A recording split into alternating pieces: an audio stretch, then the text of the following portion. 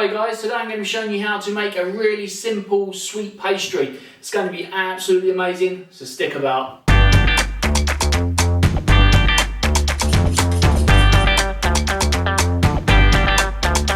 guys, welcome to another episode of Paulies Kitchen. My name's Paulie and this is my kitchen.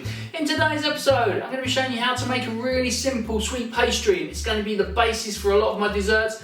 Today's episode, I'm just going to be putting a simple chocolate ganache in there, but it's going to be absolutely amazing, so do check it out. If this is your first time here, do remember to like, comment, subscribe and hit that bell button so you do find out when I release my next video, which will be really soon. But yeah guys, we're going to dive straight in. So all the ingredients that you will need for this sweet pastry is here.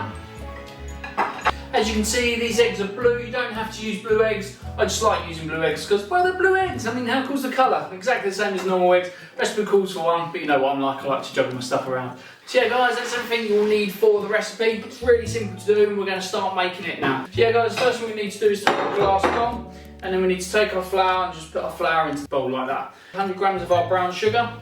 Pop that in there like that. We're going to take a generous pinch of salt, not too much, and pop that in there as well. We're also going to take 100 grams of butter, drop that in, and pull that apart. And then all we're going to do is we're going to rub butter into the flour and the sugar. And we're going to keep doing this until it resembles fine breadcrumbs. Make a well in the middle just like this. We're going to take one of our blue eggs, and then all we're going to do is crack that and put that into the middle like that. Then mix that in with our fingers, and then we're just going to pull in the sides and just mix that through. It starts going like this. You want to use the palm of your hand and just push through, and it all should start to come together. Now when you're making pastry, I like to use a bowl. You don't have to. A lot of cookbooks will say not to, and just to make it on the sides. However, I just prefer it this way. Creates less mess. So yeah, once your pastry looks like that, it's ready. So what we're going to do, we're going to grab some cling film,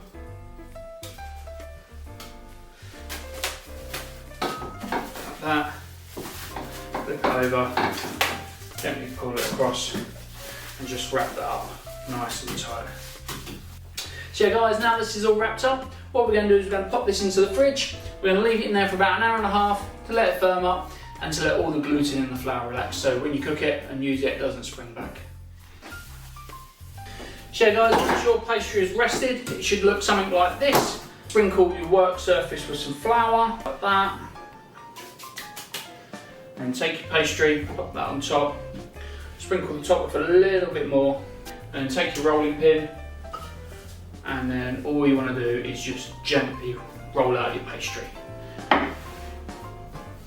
Roll, quarter turn.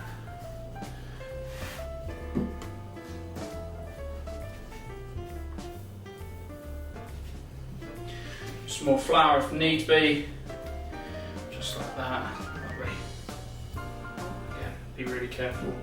So guys, these are the pastry tins I'm going to be using. I don't have a pastry cutter, but I'm going to show you a quick, handy way to mark out your pastry if you don't have any pastry cutters. So all you need to do with these tins, I've got an insert, I'm going to put the insert there. So take your tin, the edge of it, and get whatever you're going to measure out with, and then just put it against the edge.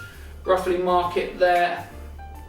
So you want to bring it down to there, and then fold it over. So what you want is you want to find a bowl in your kitchen that's about that wide. The length of the pastry tin, you want to go there, gives you a little bit of lip, a little bit of working room, so I'm going to find a bowl that's that width. So now that I've got my makeshift pastry cutter, all I'm going to do is plonk that down and just gently score around with a palette knife. Lift that up, so that's one.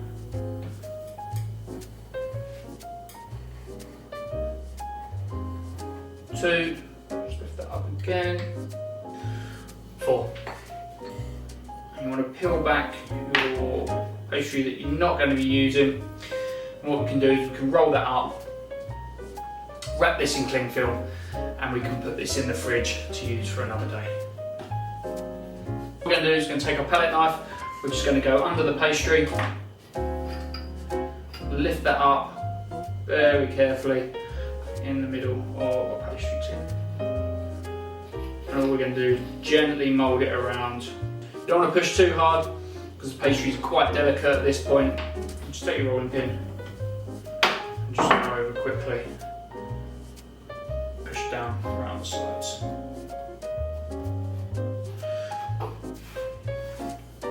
Guys, now that we've lined our pastry tins, all we're going to do is we're going to pop these on the tray. I'm going to put this tray in the fridge, let the pastry firm up and let the gluing relax, and then we're going to blind bake these and pop them in the oven. So yeah guys, the pastry cases have been in the fridge for about 25-30 minutes, and as you can see they're nice and firm, and all we're going to do is we're going to take a fork and we are just going to gently pierce the bottom of each of the pastry cases. Take a sheet of foil, we're just going to gently push down just like that, over the top of all the pastry, pushing into all the corners, and then we're just going to grab a handful of baking beads and just pop them in like that. So now that we've put the baking beads in there, what these will do is it will stop it rising and bubbling up in the middle, and it'll be nice and flat. It's exactly what you want. So yeah guys, now that I've done one, I'm going to repeat that with the other 3 cases. So yeah, pop the pastry cases in the oven for about 6 to 8 minutes at about 170 degrees. So let's take these out of the oven. So these, pop that down. So let's take these off. As you can see, they look absolutely amazing actually. They've come out really well. Lovely, quite proud of those. I don't have a wire tray, so I am improvising. I do have these skewers, so I'm going to lift the skewers up like that. Let's move that to the middle, and the cases, and just pop them out like that.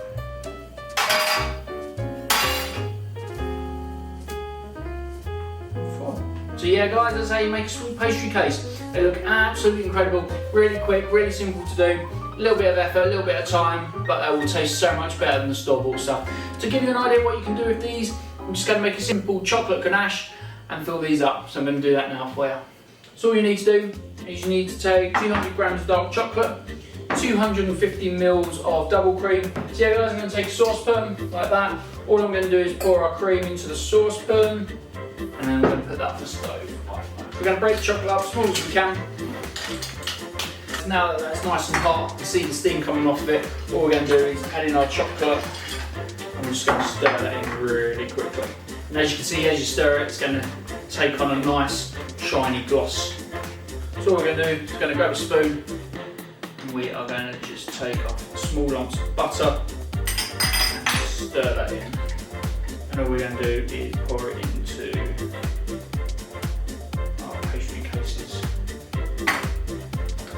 That way, gently shake them out.